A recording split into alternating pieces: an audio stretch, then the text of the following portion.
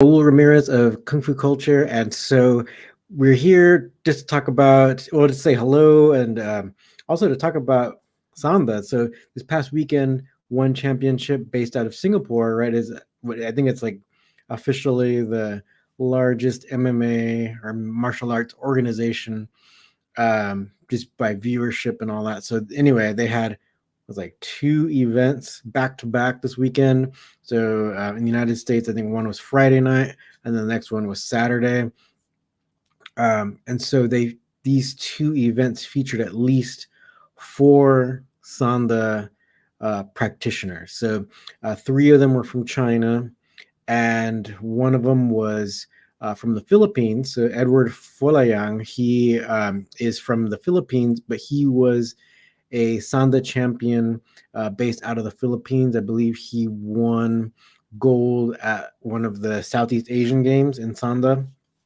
And you can kind of tell that his fighting style is really based off of Sanda. He'll use like side kicks and stuff like that. So definitely more of a Sanda base. He'll spin, do spinning kicks and all kinds of things. Really Sanda like. And so unfortunately, so we'll talk about him first. Unfortunately, he ended up losing. So the first night, he ended up losing. The second Sanda practitioner was a woman, Lin Hachin. She did very well, except I think she could have been a little bit more aggressive. Her fight went the distance, and she lost a very close split decision against her Filipina opponent. So that was kind of a disappointment, and that I think maybe she could have thought like that she did enough to win that fight, but unfortunately, she just needed to, at least in my mind, she needed to be just like a little bit like more aggressive. So like even like 10% more aggressive, I think she would have been able to pull out a win in that match because she got she got a knockdown. She took her opponent down, I think, a couple more times. I believe she took her opponent down more times than she was taken down. So it was that close where one judge thought that uh, she won, but unfortunately, two judges thought that two judges scored it for the opponent. So unfortunately, that one Sanda practitioner lost a close decision. But then the next night, right, we had two more Sanda practitioners. Again, a man and a woman. So the first match was between the woman from China, Meng Bo. Meng Bo is somewhat famous or notorious because she was one of the early Sanda practitioners to have a win over Zhang Wei Li in her match, in an early MMA match before they both went to their respective promotions, right? So Wei Li, of course, is in UFC, and Meng Bo is in one championship. So, but anyway, Meng Bo was able to win her match. We have like a small clip that was on one championship social media. It was a very fast match. Meng Bo actually has very strong hands, right? So very strong punches, and she's been able to win matches with her striking ability. So let's go ahead and show. This is almost. I would want to say this is almost a whole fight, but the fight lasted a little bit longer than this. But she just has heavy hands. So we have a little clip from it. So here we go.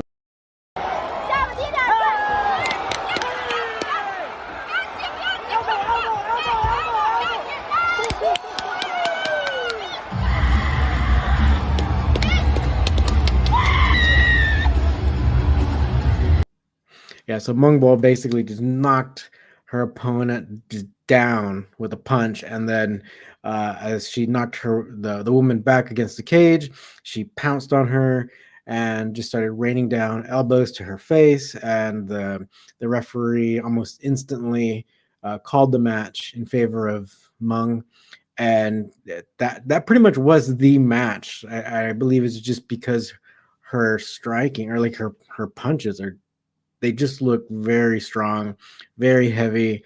Her opponent was not able to recover from that first punch that knocked her back. So that match was it showed, like, I guess maybe it didn't show a variety of some of the techniques, but if someone um, has a lot of practice, then they know when to use all their tools. So ultimately, it was a really great display of how strong a Sanda fighter can be, right? In order to get that knockout very quickly. So that was great. And then the next match was a men's match. Hu Yong, so Sanda fighter again from China, and his match went further. It took longer, but he was ultimately able to get the knockout as well. We have the short clip that One Championship put on their social media, but yeah, this is pretty much it. Again, the boxing, right? So the heavy hands, right? So which who is like known for, right? So here we go.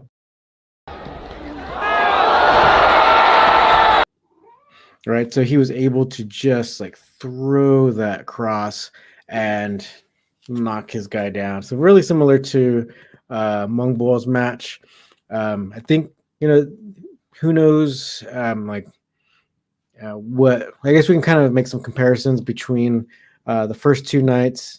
I mean, um, Edward Folayang, he's the only one who is not Chinese. He did very well. His opponent was taller than him and kind of used his height advantage to kind of stay out of range.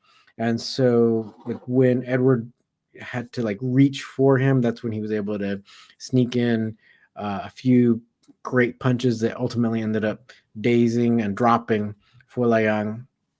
Um, the other thing was, and so then the other match with Lin Hachin, she ended up, well, she was the taller fighter in that fight, um, but she ended up just kind of keeping her distance as well, throwing punches and kicks that landed and did, and was able to drop the opponent, but was ultimately she was unable to finish those matches. So it, like I said earlier, it's like I think if she could have been just a little bit more aggressive, maybe thrown a little bit more caution to the wind or took a little bit more risk, ultimately she might have been able to finish her opponent and or get the edge in the eyes of the judges, um, in order to get that win. But unfortunately, that was not the case. But then when you compare those matches or those fighters to the people who fought the next night, it doesn't necessarily have anything to do with like height difference or whatnot. But what you see in the two fighters who won the next night, their hits were like their strikes were very strong. They were really going for it, and they were fortunate enough not to get knocked out when they were really going after their opponents. So I think they brought the pressure that might have been missing a little bit in the first night for the first on the fighters. Um, so that could have just been the difference ultimately, because both, I mean, all four fighters are actually still really good. They're still quite excellent. So unfortunately, not all four of them won, but they all put on a great show. And ultimately, it's almost like only one actually lost, and then the other one kind of just lost a close decision. So, um, uh, like, still 2.5 out of 4 isn't bad at all. Um, so kudos to One Championship, continuing to bring these fighters from China and or also from all the different countries, because they've had Sanda fighters from not only from the Philippines but also from Indonesia, and I'm sure from elsewhere too. But those are the ones that I know of.